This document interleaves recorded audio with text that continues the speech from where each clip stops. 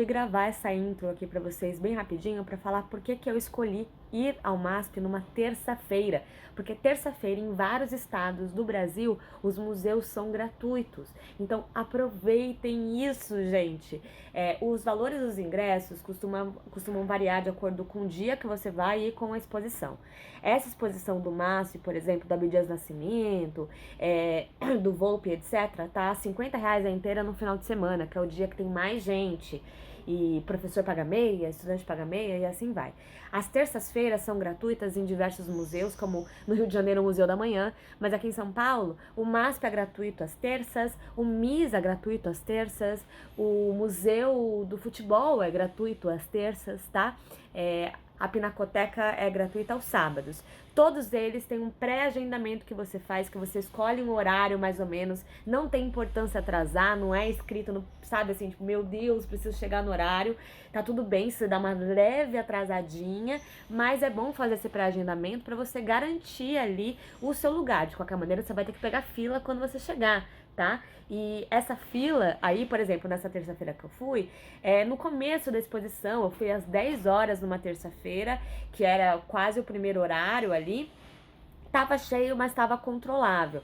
Mas quando você pega, por exemplo, a última terça-feira do dia da exposição, aí é um bagulho louco. Na exposição da Tarsila do Amaral, que rolou no MASP, a fila girava, contornava a Paulista, assim, foi uma loucura. Porque era gratuito, era uma exposição que todo mundo queria ver, era muito conhecida e etc, tá? Mas aproveitem essas terças ou os sábados, como é o caso da Pinacoteca. Eu tenho uma playlist completa pra vocês, com várias exposições que eu fui visitar no Instituto Moreira Salles, no CCBB, na Pinacoteca, agora no MASP, na oficina Oswaldo de Andrade, vai ter Casa das Rosas, enfim, várias exposições aí que eu fui visitar que tem a ver com literatura, que tem a ver com o tema do Valer um Livro, mas eu fiz questão de falar pra vocês sobre essas gratuidades pra gente aproveitar e ocupar a cidade. Todos os links estão aqui embaixo pra você agendar e também visitar. Aliás, o próximo vídeo vai ser no MIS, porque eu estou louca pra ir ver Portinari, tá rolando Portinari no MIS, tá certo? Então aproveitem aí a exposição. A gente começa então pelo segundo andar, que tem o acervo em transformação, com várias obras em cavaletes, tá vendo? Transparentes. E tudo aqui foi feito pela Lina Bobardi, que é a mesma arquiteta que fez o Sesc Pompeia, o Teatro Oficina, e que fez também a fachada do MASP. E aí a ideia da Lina, na verdade, era que todo o público chegasse já de cara, desse de cara com a obra, pudesse caminhar pelas obras como se fosse uma floresta de obras e que a informação e o contexto estivessem atrás dos cavaletes, porque aí só depois de você ser impactado você teria então a informação sobre aquilo, o contexto, etc. E é muito louco, porque aqui tem Tarsila do Amaral, tem Picasso, tem Van Gogh, tem Portinari. Aliás, pra mim, assim, tem Lazar Segal, tem, enfim, Almeida Júnior, tem uma galera. O grande lance, do clássico aos mais contemporâneos, né? O grande lance pra mim foi ver pessoalmente Os Miseráveis do Portinari, que é a coisa mais assustadora, incrível e assustadora, assim. Uma das obras de artes mais bonitas que eu já vi.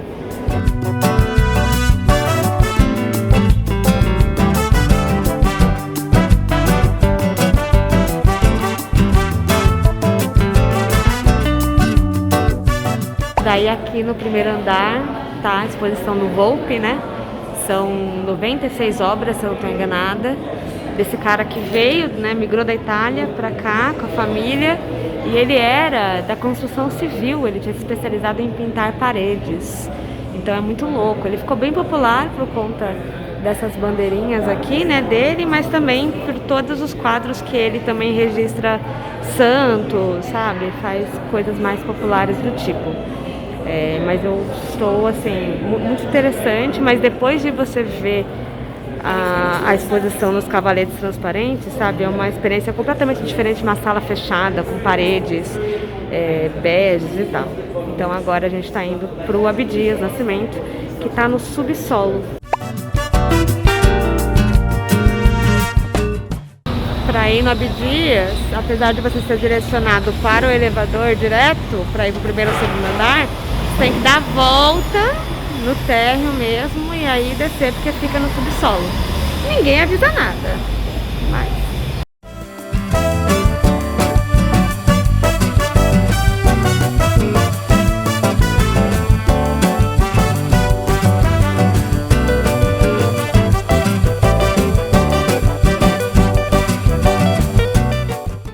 Bem pesado a exposição do Abdias, é a maior exposição já feita. Abdias que foi um poeta, foi escritor, foi pintor, né? A gente tem aí, acho que são 60 pinturas dele, que envolvem diversas etapas de sua vida, né?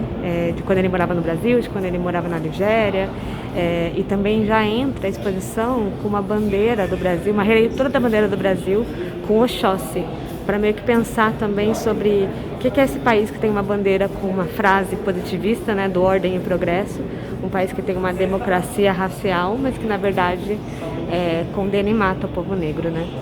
O Abdias Nascimento, ele é o fundador do Teatro Experimental Negro, do Museu da Arte do Negro, e também daqui, ele morreu faz pouco tempo, em 2011, e por isso as palavras pesam ainda mais na gente, né? E as artes também, com muita cor, muita religiosidade.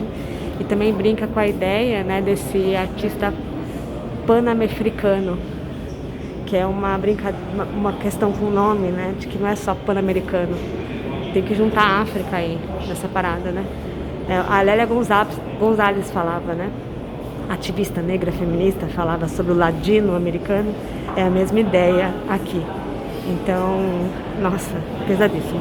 Se vivesse hoje em dia, Zumbi teria muitas razões para a tristeza e a revolta, em virtude das condições de vida de seus descendentes e da passiva aceitação por muitos deles da ideologia racista e assimilacionista corporificada no mito da democracia racial.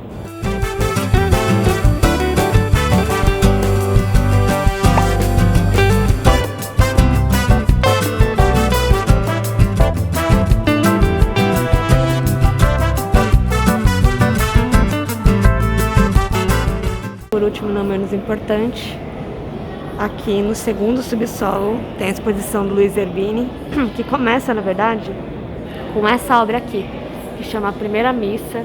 Ele fez essa obra para revisitar e repensar a história contada sobre a colonização a partir de 1500. E aí o MASP o convidou, então, para fazer outras obras, para pensar em outros períodos históricos, repensar em outros períodos históricos, né? O Luiz Zerbini é um artista contemporâneo e a frase, né, dessa exposição é: a mesma história nunca é a mesma. Então ele vai falar sobre a revolta de Canudos, ele vai falar sobre algumas outras revoluções e guerrilhas, e além de tudo isso, né, e massacres populacionais, né? E além disso também tem uma exposição que é pensada em conjunto até com a arquitetura que a Lina Bobardi fez aqui para o prédio do MASP, que é sobre Macunaíma. E que a Macunaíma, a obra de Mário de Andrade, que também fala, né, repensa essa questão da colonização, do lugar do indígena e dos povos brasileiros de maneira geral. E as artes de Macunaíma que ele fez são do livro da Ubu Editora, né, que relançou aí Macunaíma numa edição linda, cheia de notas e tal, e essas artes estão expostas aqui em tamanho real, assim, muito, muito demais.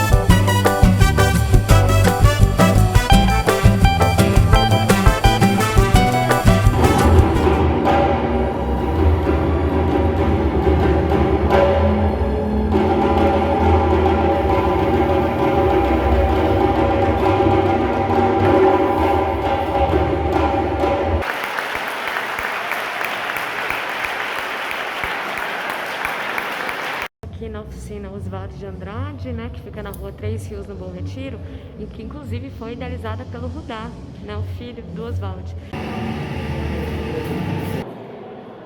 O que está sendo colocado? Aí, enquanto o Rudazinho, que é o filho do Rudá, ou seja, neto da Pagu com o Oswald, tá fazendo lá uma palestra e lançando o livro dele, aqui tem uma sala, né, com uma exposição que chama Meditações 22. E são 22 artistas repensando a semana de 22 e o centenário também, né? Então vou mostrar um pouquinho para vocês.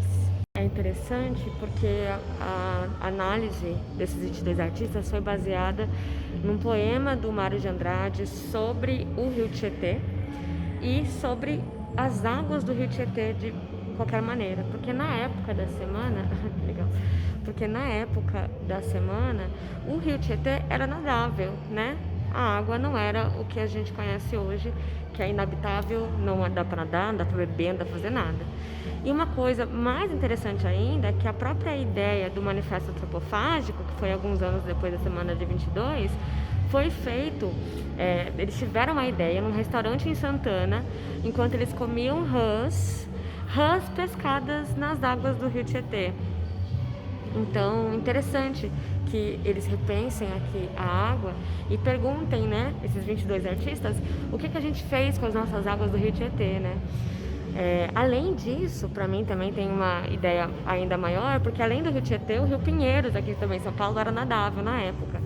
E a Pagu, que já que a gente está na família aqui falando tudo isso, a Pagu sofreu um acidente, né, no Rio Pinheiros, ficou de cama durante muito tempo, meses, e enfim, sofreu muito e sofreu um aborto espontâneo também, nadando. Então, a se pensar essa coisa da água passando, não sei, eu tô brisando muito, assim, porque foi muito difícil hoje pra mim aqui, tá? Vou aproveitar pra já falar isso.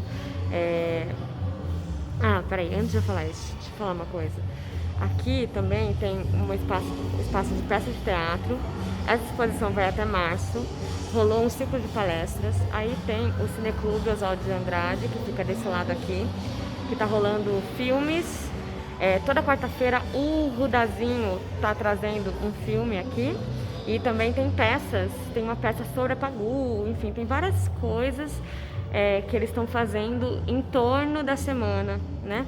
Mas, falando aqui especificamente desse dia, eu ia vir, porque eles fizeram uma feijoada especial, uma feijoada antropofágica, uma feijoada à la Oswald de Andrade. E aí eu ia vir, acabei não conseguindo chegar em tempo hábil, e aí eu ia comer só a feijoada, né, ao invés de fazer. Aliás, eles vão ter um jantar antropofágico, vou deixar na descrição aqui se eu achar, vai ser em março, se eu não estou enganado. E aí, gente, quando eu olhei pra cara do Rudazinho, eu não sei explicar pra vocês, eu chorei. Fiquei chorando. E aí eu demorei umas 2 horas pra ir falar com ele. E quando eu fui falar, não sei se completei muitas frases, não. Eu não sei explicar. Aí depois eu fui falar com ele, conversamos, né? Eu contei pra ele sobre isso. A última vez que eu tinha chorado desse jeito foi quando eu fui e peguei os arquivos da Pagu na mão, né? Com a Lúcia Maria Teixeira Fulano em Santos. Eu fui pra Santos só pra isso. E cara, eu não sei, assim, eu tô muito emocionada, tocada, tô sensível. Foi muito doido pra mim, muito doido. E apesar de que o Udá tá mais linkado agora com o avô, né? Por conta desse livro de receitas antropofágicas. Mas, ainda assim, foi muito doido. Não sei, tem uma coisa no olhar, sabe? O olhinho. Ai, nossa, não sei explicar. Mas trouxe vocês comigo.